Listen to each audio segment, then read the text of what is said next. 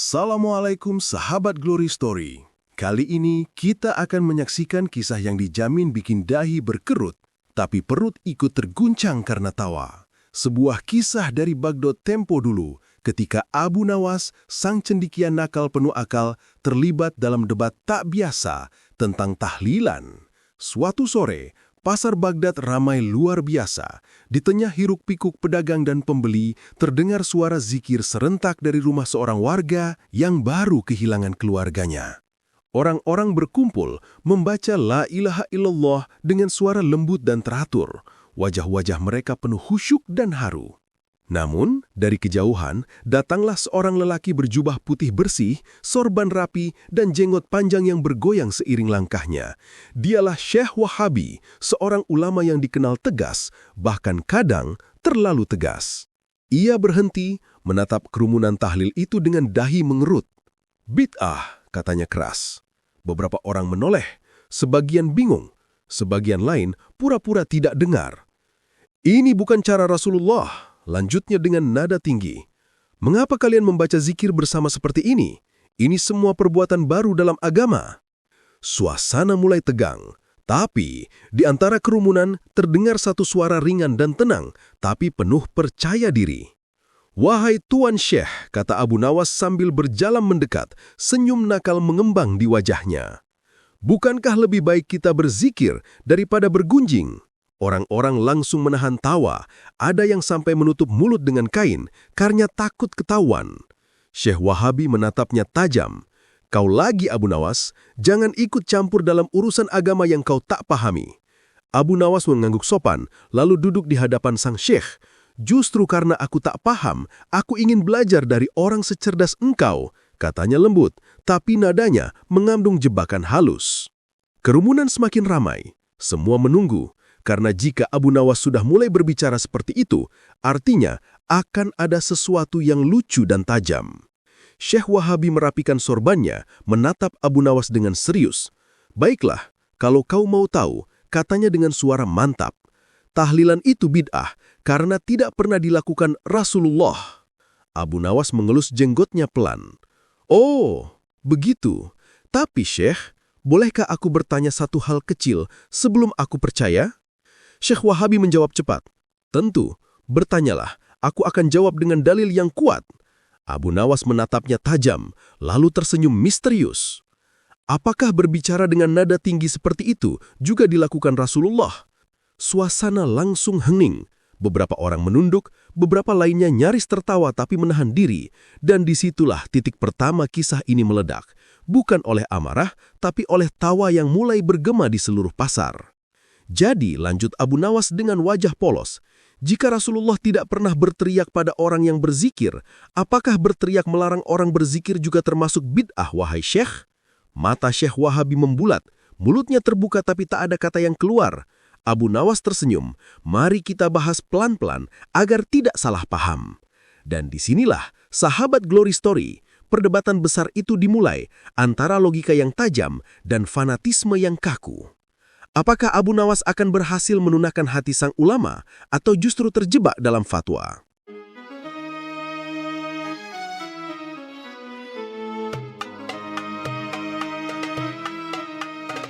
Dalil yang tersangkut di jenggot. Kerumunan di pasar Baghdad makin padat. Semua ingin tahu bagaimana nasib perdebatan antara Abu Nawas, si penjawab licin, dengan Syekh Wahabi, sang penjaga ketegasan syariat. Syekh Wahabi menatap Abu Nawas dengan tatapan tajam.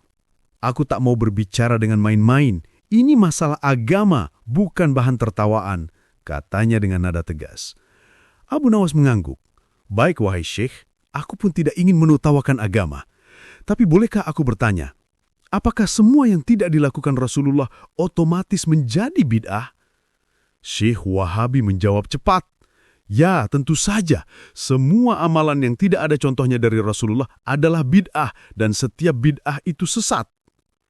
Abu Nawas tersenyum kecil. "Baiklah. Jadi jika Rasulullah tidak pernah makan nasi dengan sendok, berarti makan pakai sendok adalah bid'ah." Kerumunan langsung meledak tertawa. Seorang pedagang kurma sampai menjatuhkan timbangan karena menahan tawa. Syekh Wahabi mengangkat tangannya, berusaha tenang. Itu perkara dunia, Abu Nawas. Kita bicara urusan ibadah. Oh, begitu, sahut Abu Nawas. Matanya berkilat nakal. Berarti membaca Al-Quran dengan pengeras suara itu bukan ibadah? Syekh Wahabi terdiam sebentar. Itu hanya alat bantu, bukan bagian dari ibadah. Lalu tahlilan bukankah juga alat bantu agar banyak orang bisa berzikir bersama-sama dan mendoakan yang sudah meninggal? Tanya Abu Nawas menatapnya dalam. Suasana berubah hening. Orang-orang menatap keduanya, beberapa mengangguk pelan. Syekh Wahabi terlihat gugup lalu berkata, tapi Rasulullah tidak pernah mengumpulkan orang untuk berzikir setelah kematian. Abu Nawas menatap langit sebentar lalu menunduk dengan ekspresi serius. Sungguh, katanya lembut, bukankah Rasulullah pernah duduk bersama para sahabatnya, berzikir dan mendoakan orang-orang yang wafat di Uhud? Syekh Wahabi membuka mulut, tapi lagi-lagi tidak ada suara yang keluar. Abu Nawas tersenyum lembut. Mungkin bentuknya berbeda, tapi maknanya sama. Kalau engkau melarang bentuknya tapi menolak maknanya, bukankah itu seperti menolak air hanya karena wadahnya bukan kendi? Tawa pelan terdengar dari kerumunan. Syekh Wahabi memegangi jenggotnya yang kini sedikit bergetar. Kau pandai memutar kata, Abu Nawas, tapi aku hanya mengikuti sunnah. Aku pun begitu, Syekh. Tapi barangkali kita berbeda dalam cara menyalakan lilin. Engkau menyalakannya di tangan, aku menaruhnya di meja. Tapi cahaya yang keluar tetap sama. Syekh Wahabi menatapnya lama, mulutnya sedikit terbuka, seperti ingin membantah tapi tak menemukan celah. Kerumunan semakin heboh, ada yang berseru, Abu Nawas menang lagi.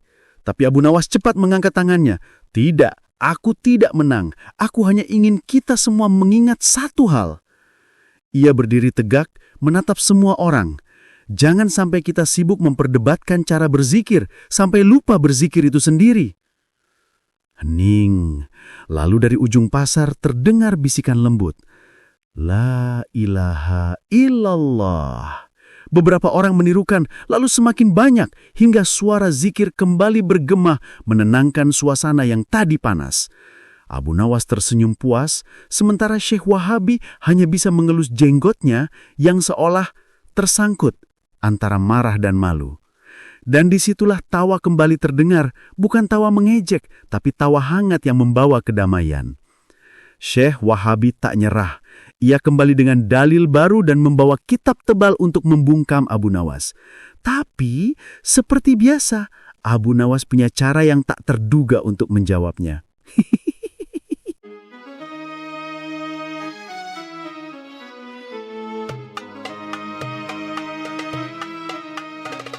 Keesokan harinya, suasana pasar Baghdad kembali ramai. Cerita tentang perdebatan Abu Nawas dan Syekh Wahabi sudah menyebar ke seluruh kota. Orang-orang berdatangan dari berbagai penjuru untuk melihat. Siapa tahu hari ini akan ada babak kedua yang lebih seru. Dan benar saja, dari kejauhan tampak Syekh Wahabi berjalan dengan langkah mantap. Di tangannya, ia membawa setumpuk kitab tebal. Sorban putihnya berkibar tertiup angin, sementara wajahnya penuh tekad. Abu Nawas yang sedang duduk santai di warung kopi, langsung tersenyum melihat pemandangan itu. Kitab datang, berarti dalil pun ikut berkunjung, katanya ringan. Syekh Wahabi berhenti di depan meja Abu Nawas. Hari ini aku tidak ingin debat kosong. Katanya tegas, aku membawa bukti dari ulama salaf bahwa tahlilan tidak ada contoh dari Rasulullah. Kerumunan langsung bersorak. Beberapa berbisik, wah, kali ini Abu Nawas bisa kalah nih. Abu Nawas menyesap kopinya pelan, lalu berkata, silakan wahai Syekh, aku siap mendengarkan kebenaran selama tidak disertai amarah. Syekh Wahabi membuka kitabnya dengan dramatis. Halaman yang bergesekan membuat suara khas yang mengundang rasa tegang. Ini, katanya sambil menunjuk satu baris kalimat panjang. Tidak ada satupun hadis sahih yang menunjukkan bahwa Rasulullah dan para sahabat membaca tahlil setelah kematian seseorang. Abu Nawas menatap kalimat itu lama, lalu mengangguk. Betul juga. Kerumunan langsung terkejut. Wah, Abu Nawas mengaku kalah. Tapi Abu Nawas menambahkan pelan, tapi bolehkah aku bertanya satu hal kecil lagi, Syekh? Tentu, Jawabnya cepat. Dalam kitabmu itu, kata Abu Nawas sambil menunjuk ke arah tumpukan tebal di meja, apakah tertulis bahwa Rasulullah melarang orang berkumpul untuk berzikir setelah kematian seseorang? Syekh Wahabi menatap kitabnya, membuka halaman depan, tengah, belakang. Keningnya berkerut. Tidak tertulis, katanya pendek. Abu Nawas tersenyum lebar. Jadi, kalau tidak tertulis di larangan maupun di perintah, berarti hal itu termasuk mubah, bukan? Kerumunan langsung tertawa keras. Syekh Wahabi memerah mukanya. Tapi itu tidak sunnah, katanya terbata-bata. Betul, tapi tidak sunnah bukan berarti haram, bukan? Karena kalau begitu, memakai sandal di masjid juga haram. Padahal Rasulullah juga tidak pernah melakukannya di Baghdad, karena Baghdad belum ada waktu itu. Tawa pasar meledak lagi.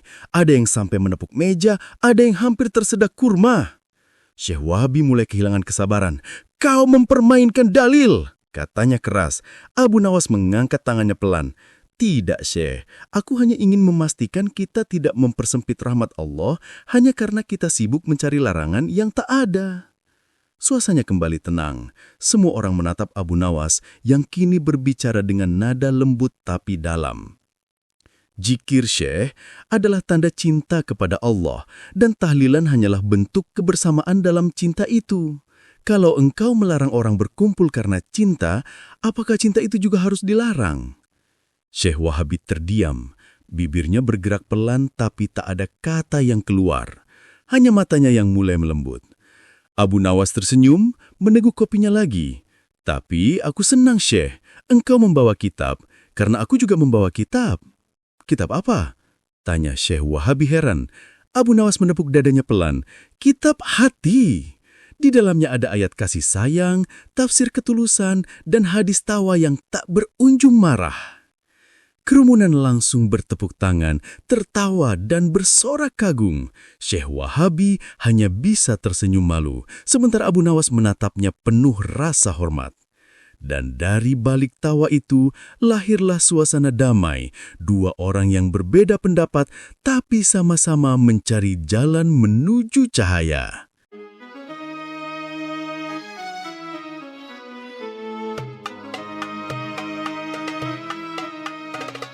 Ujian dari Syekh Wahabi. Sore itu, langit Baghdad tampak kemerahan. Pasar mulai sepi, tapi kabar tentang perdebatan Abu Nawas dan Syekh Wahabi belum juga reda. Semua orang masih memperbincangkannya. Sebagian memuji kecerdasan Abu Nawas. Sebagian lagi penasaran apakah Syekh Wahabi akan membalas. Dan ternyata hari itu juga Syekh Wahabi datang. Tapi kali ini tidak membawa kitab. Ia datang sendiri, tanpa sorban besar, tanpa wajah tegang seperti biasanya. Langkahnya pelan, dan ekspresinya jauh lebih tenang. Abu Nawas yang sedang menyapu halaman rumahnya langsung menatap heran. Wah, Syekh datang tanpa kitab. Apakah hari ini tak ada debat? Katanya sambil tersenyum. Syekh Wahabi menggeleng pelan. Aku tidak datang untuk berdebat, Abu Nawas. Aku datang untuk menguji. Abu Nawas tertawa kecil. Wah, kalau menguji semoga tidak pakai soal pilihan ganda. Aku sering salah jawab kalau tidak ada kopi. Tawa kecil terdengar dari beberapa tetangga yang ikut memperhatikan. Tapi Syekh Wahabi tetap serius. Aku ingin tahu, katanya pelan. Apakah engkau membela tahlilan karena kau benar-benar yakin itu baik? Atau hanya karena ingin melawan pendapatku? Abu Nawas terdiam sebentar. Lalu menatapnya lembut. Pertanyaan yang bagus, wahai Syekh. Tapi mengapa engkau ingin tahu? Syekh Wahabi menarik nafas panjang. Karena aku khawatir, aku sendiri berdebat bukan karena kebenaran, tapi karena gengsi. Suasana langsung hening. Angin sore berhembus pelan, membawa debu dan aroma bunga dari kebun kecil di samping rumah Abu Nawas. Abu Nawas tersenyum tipis. Akhirnya engkau sampai pada tahap itu juga, katanya dengan nada hangat. Ketika kita mulai mempertanyakan niat, berarti hati kita sedang mendekati kejujuran. Syekh Wahabi menunduk lama. Tapi aku masih ragu, Abu Nawas. Jika benar tahlilan itu baik, Buktikanlah padaku bukan dengan kata-kata, tapi dengan tindakan. Abu Nawas mengangguk pelan. Baik, wahai Syekh, datanglah malam ini ke rumah sebelah. Di sana ada keluarga yang sedang berduka. Kita akan tahlil bersama. Syekh Wahabi tampak terkejut. Aku? Ikut tahlil? Ya, jawab Abu Nawas santai. Bukan untuk membenarkan, bukan untuk mengingkari, hanya untuk merasakan. Malam pun tiba, rumah sederhana di ujung gang itu diterangi lampu minyak. Orang-orang duduk bersila, memegang tasbih, melantunkan la ilaha illallah dengan lembut. Syekh Wahabi duduk di pojok, diam. Awalnya canggung, tapi kemudian wajahnya mulai tenang. Di tengah zikir, suara tangis kecil terdengar. Ibu dari almarhum menangis pelan, dan beberapa wanita menenangkannya. Syekh Wahabi menatap pemandangan itu dengan mata berkaca-kaca. Setelah acara selesai, ia mendekati Abu Nawas dan berbisik. Aku tidak tahu apa yang terjadi barusan, tapi rasanya hatiku lembut. Abu Nawas senyum-senyum menepuk bahunya. Itu tahlilan Syekh. Ia bukan sekedar bacaan, tapi pertemuan antara zikir dan kasih sayang. Di situ ada rahmat yang tak tertulis di kitab. Syekh Wahabi menunduk lama. Mungkin aku terlalu lama membaca huruf, sampai lupa mendengarkan hati. Abu Nawas menjawab pelan. Huruf itu pintu, Syekh. Tapi untuk masuk, kita butuh kunci. Dan kuncinya adalah niat yang tulus. Syekh Wahabi tersenyum untuk pertama kalinya dengan tulus. Benar engkau Abu Nawas, mungkin aku datang untuk menguji, tapi ternyata akulah yang diuji. Abu Nawas tertawa pelan, dan seperti biasa yang diuji lulus dengan nilai sempurna asal hatinya jujur. Keduanya pun tertawa bersama, dan malam itu tahlilan tak hanya menjadi doa untuk orang yang wafat, tapi juga untuk dua hati yang akhirnya saling memahami.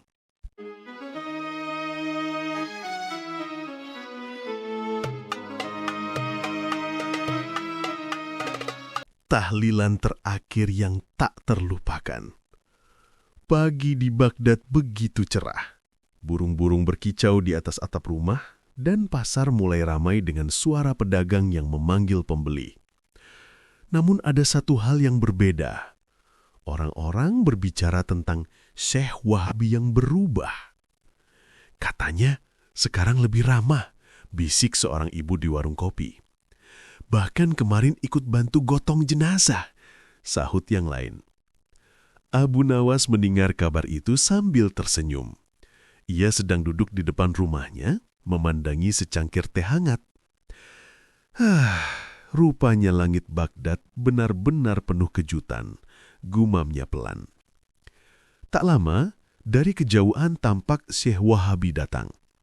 Tapi kali ini penampilannya sungguh berbeda.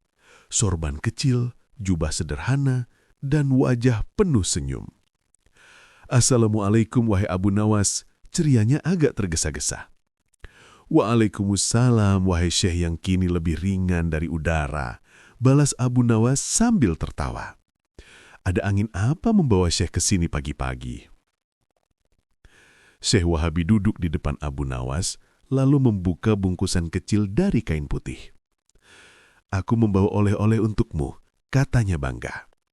Abu Nawas memandang penasaran. Apa itu? Jangan-jangan kitab lagi. Syekh Wahabi tertawa. Bukan, ini kurma dari Madinah. Ia tersenyum hangat. Aku ingin berterima kasih, karena lewatmu aku belajar bahwa berdebat tanpa hati hanyalah kebisingan, sedangkan tahlilan tanpa cinta hanyalah suara kosong. Abu Nawas tersenyum lebar. Subhanallah, Syekh, kau sudah mulai berbicara seperti penyair sufi sekarang. Kerumunan kecil yang menonton pun tertawa pelan. Tapi Abu Nawas belum selesai. Tapi aku juga punya oleh-oleh untukmu. Syekh Wahabi tampak terkejut. Oh ya? Apa itu? Abu Nawas memanggil seorang anak kecil dari arah rumah. Anak itu membawa nampan berisi nasi tahlilan, lengkap dengan telur pindang dan segelas air mawar. Inilah hadiahku, Syekh. Dari acara tahlilan semalam, Syekh Wahabi menatapnya lama, lalu tersenyum. Aku terima, dan mulai hari ini, aku tak akan lagi menuduh orang yang tahlil sebagai ahli bid'ah, karena aku tahu yang mereka baca bukan sekedar kalimat, tapi doa yang menenangkan. Abu Nawas menatapnya lembut. Begitulah Syekh, kadang kebenaran tidak datang lewat suara paling keras, tapi lewat hati yang paling lembut. Tiba-tiba, seorang pemuda lewat sambil berteriak, "Wah, Abu Nawas dan Syekh Wahabi akur juga akhirnya." Kerumunan pun tertawa, beberapa bahkan bersorak riang. Abu Nawas berdiri, mengangkat tangannya tinggi-tinggi. "Wahai rakyat Baghdad," serunya, "mulai hari ini tidak ada lagi debat panas tentang tahlil. Yang ada hanyalah tahlil panas karena nasi tahlilnya baru matang." Seluruh pasar pecah dalam tawa. Syekh Wahabi ikut tertawa sampai matanya berkaca-kaca. Lalu Abu Nawas menepuk bahunya dan berkata pelan, "Syekh, jika suatu hari kau ingin berdebat lagi, datanglah. Tapi kali ini jangan lupa bawa senyum, bukan kitab." Syekh Wahabi mengangguk, "Dan aku akan bawa kurma lagi, agar manisnya seimbang dengan ucapanmu yang selalu pedas." Mereka tertawa bersama sementara matahari Baghdad naik tinggi di langit, menjadi saksi bahwa hari itu dua hati yang dulu bertentangan kini bersatu dalam cahaya hikmah dan humor. Dan di kejauhan, suara orang-orang yang sedang bertahlil terdengar lembut, seperti angin yang berbisik damai di telinga. La ilaha illallah. Tidak ada kebenaran tanpa cinta. Tamat. Kisah lucu Abu Nawas versus Wahabi tentang hukum tahlil. Pesan moralnya sederhana tapi dalam. Ilmu tanpa kasih hanyalah kebanggaan. Tapi kasih tanpa ilmu itulah cahaya yang menuntun hati.